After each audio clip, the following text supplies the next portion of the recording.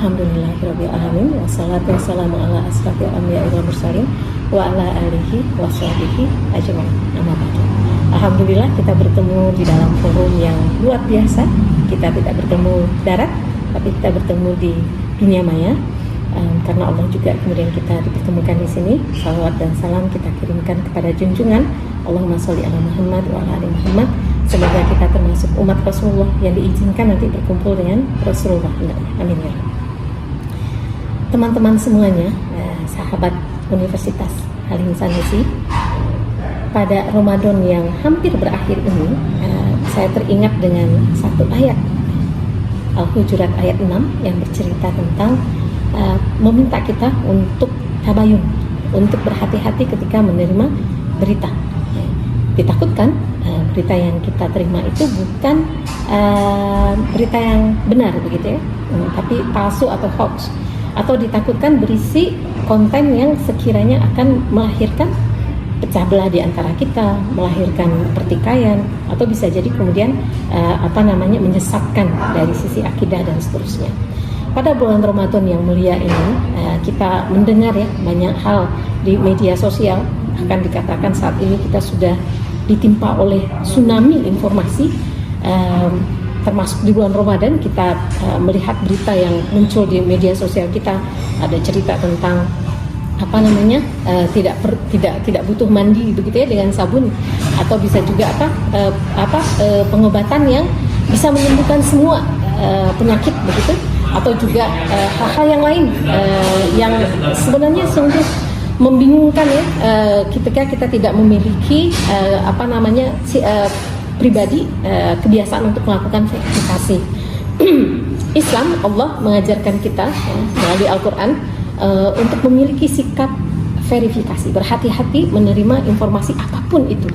Apakah ini benar secara medis, apakah secara saintifik bisa dibuktikan, apakah mungkin Allah mengizinkan proses pengobatan one for all, ya, satu untuk semua ya, dan seterusnya.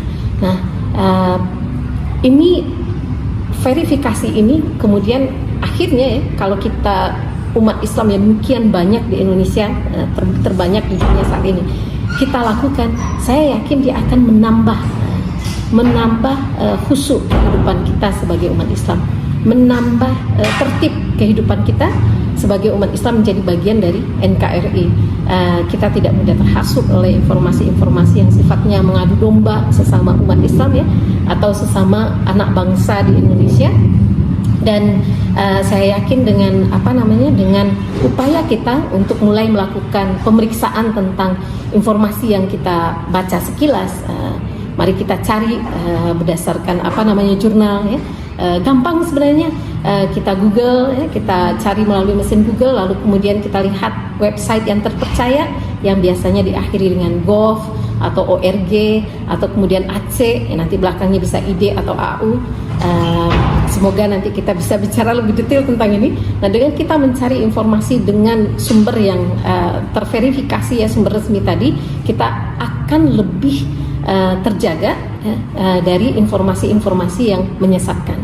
Nah, yang utamanya nih Bapak Ibu semuanya, sahabat Universitas Halim Sanusi, informasi kesehatan.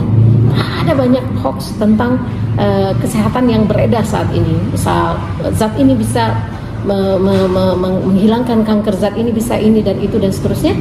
Padahal perkembangan teknologi itu sudah sedemikian bagusnya, dan kita bisa melihat bagaimana kedokteran ya, kedokteran bedah ya, bagian bedah itu dimulai dari tokoh Islam, tokoh dari umat Islam.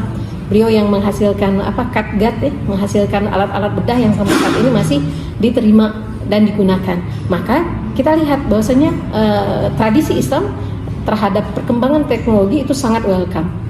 Dan demikian, mari kembali kita kokohkan semangat verifikasi kita, karena dia adalah perintah dari Allah. Tabayun, verifikasi. Jangan mudah terbawa oleh informasi yang belum jelas siapa yang menyebarkannya, siapa sumber pertamanya. Begitu dari saya. Al-haqqu min rabbikum, kebenaran dari Allah semata. Semoga tinggal beberapa hari lagi Ramadan, Allah berikan kita kenikmatan ibadah, kekhusyukan, kedamaian, dan semoga kita bertemu dengan Lailatul Qadar. Wa haqqu min rabbikum, kebenaran dari Allah semata. Wassalamualaikum warahmatullahi wabarakatuh.